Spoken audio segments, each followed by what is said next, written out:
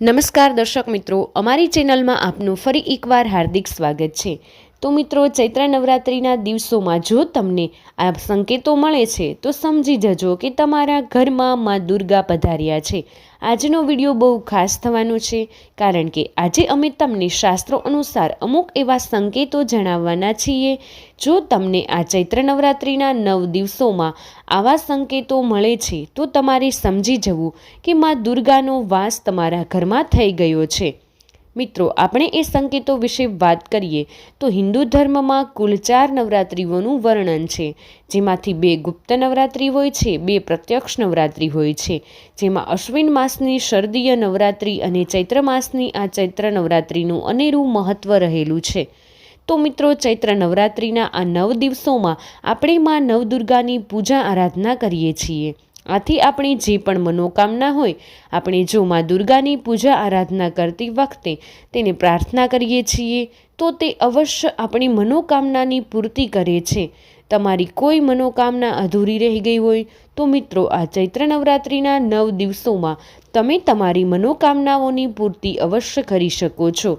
જો તમને નવરાત્રિ દરમિયાન આ પ્રકારના સંકેતો જોવા મળે છે તો તમારે સમજી લેવું જોઈએ કે માં દુર્ગા તમારાથી ખુશ છે, કારણ કે મિત્રો, આપણા શાસ્ત્રોમાં આ 7 એવા સંકેતો આપણને મળે છે કે નવરાત્રિના દિવસોમાં આપણને જોવા મળે છે તો તેવું સાબિત કરે છે કે માતાજી તમારાથી ખુશ છે। મિત્રો, નવરાત્રિના દિવસોમાં તમે પણ આ સંકેતોને જોઈ શકો છો। આથી નવરાત્રિના દિવસોમાં આપણે સાચા હૃદયથી માં દુર્ગાની પૂજા આરાધના કરવી જોઈએ, કોઈ ખોટું કાર્ય ન કરવું જોઈએ। તો મિત્રો, વિડીયોમાં આગળ વધતા પહેલાં જો તમે ઈચ્છતા હોય કે માં દુર્ગાની કૃપા તમારા પર બની રહે તો વિડીયોને લાઇક કરી દેજો, કમેન્ટ બોક્સમાં જય માં દુર્ગા અને જય માં લક્ષ્મી અવશ્ય લખી દેજો। ચેનલ પર પહેલીવાર આવ્યા હોય તો ચેનલને જરૂરથી સબસ્ક્રાઈબ કરી દેજો।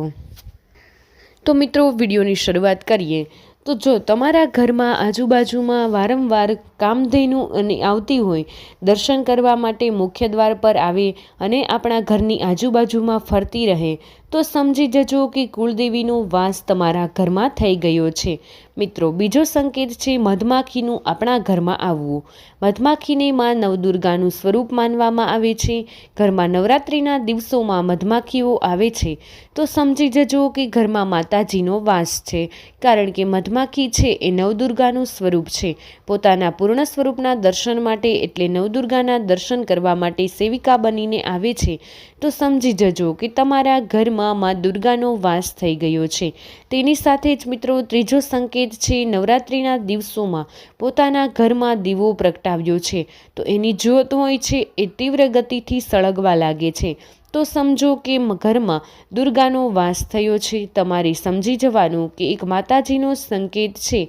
તમે ધૂપ અથવા તો અગરબત્તી કરેલી હોય તો તેમાંથી ઓમ આકારની આકૃતિ બની છે તો સમજી જજો કે નવદુર્ગાનો આ એક સંકેત છે।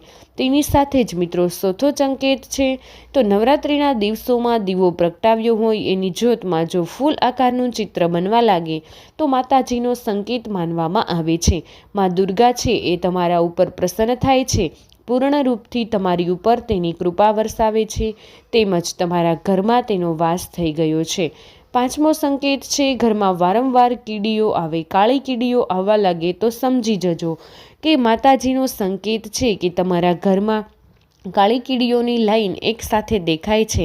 અનાજના દાણા લઈને જતી હોય તો તમે સમજો કે કુળદેવી જ એક સંકેત છે કે ઘરમાં ક્યારેય અન્ન અને ધનની કમી નહીં આવવા દે।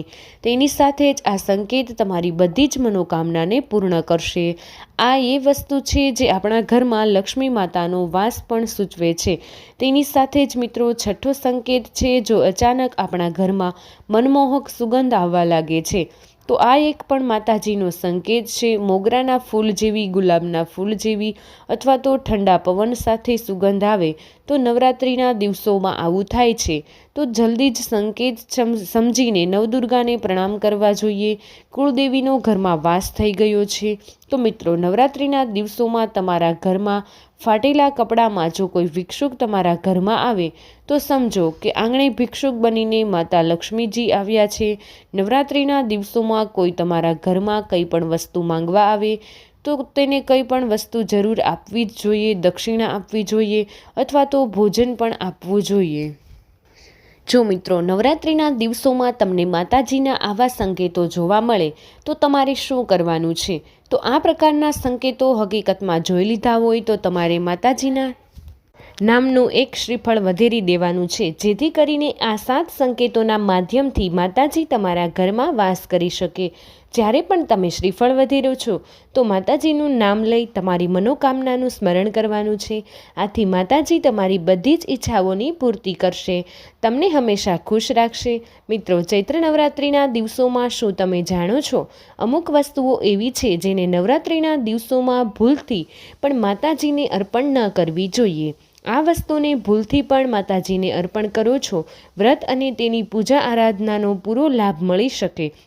એટલા માટે માતાજીની કૃપા કરવા માટે તમારે આ વસ્તુ જરૂર જાણવી જોઈએ.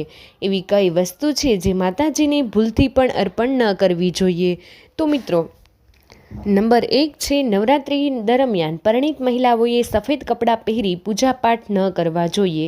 તેની સાથે જ કાળા કપડાં પહેરીને પણ પૂજા આરાધના ન કરવી જોઈએ.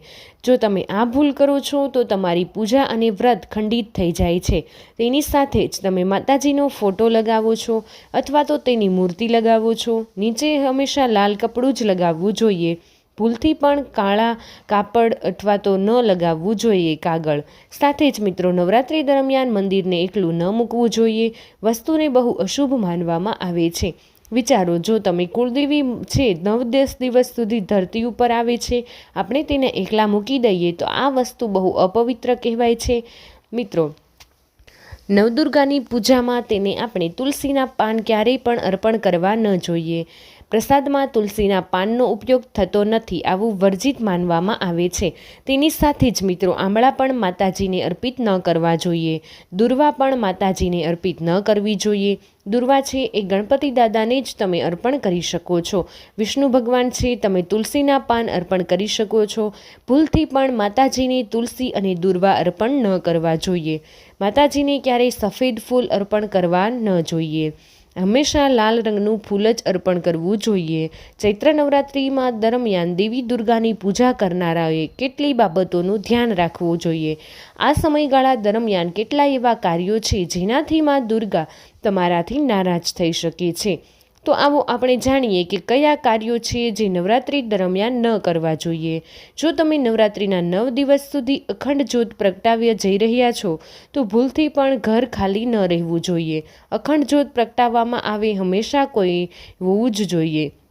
સ્નાન કરી સ્વચ્છ વસ્ત્રો પહેરી નવરાત્રિ દરમિયાન માતા નારાજ ન થઈ શકે તેથી વ્રત રાખનારાએ લીંબુ ખાવાનું ટાળવું જોઈએ.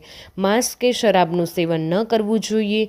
ઘણા લોકો નવરાત્રિ દરમિયાન ઉપવાસ કરે છે, દિવસ દરમિયાન ઊંઘે છે. શાસ્ત્રો અનુસાર આ ભૂલ પણ તમારે ક્યારેય ન કરવી જોઈએ. દિવસના સમયે માતાજીના મંત્રનો જાપ કરો. નવરાત્રિના 9 દિવસોમાં વાસનાપૂર્ણ વિચારોને પ્રવેશવા ન દો. મનને વિચલિત થવાથી રોકો. આધ્યાત્મિક પુસ્તકો વાંચો. આ સમયગાળા દરમિયાન તમારે શારીરિક સંબંધોથી પણ બચવું જોઈએ. વ્રત રાખનાર ભક્તોએ ચામડાની વસ્તુનો ઉપયોગ ન કરવો જોઈએ. બેલ્ટ, શૂઝ, ચપ્પલ ચામડાના બનેલા હોય તો આ સમયગાળા દરમિયાન ઉપયોગ ન કરવો. નવરાત્રિ દરમિયાન ભોજન સંબંધિત નિયમોને પણ સમજવા જોઈએ.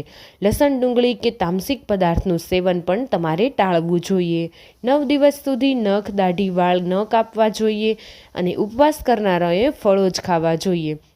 મિત્રો, આવી બધી બાબતનું તમારે ધ્યાન રાખવું જોઈએ અને પૂરી શ્રદ્ધા સાથે વ્રત કરવાથી તેનું ફળ ચોક્કસ પ્રાપ્ત થાય છે. તો મિત્રો, વિડીયો પસંદ આવ્યો હોય તો વિડીયોને એક લાઇક કરી દેજો. તમારા બધા જ મિત્રો સાથે વિડીયોને શેર કરી અમારી ચેનલને સબસ્ક્રાઈબ કરવાનું ભૂલશો નહીં. કમેન્ટ બોક્સમાં જય મા લક્ષ્મી અવશ્ય લખી દેજો.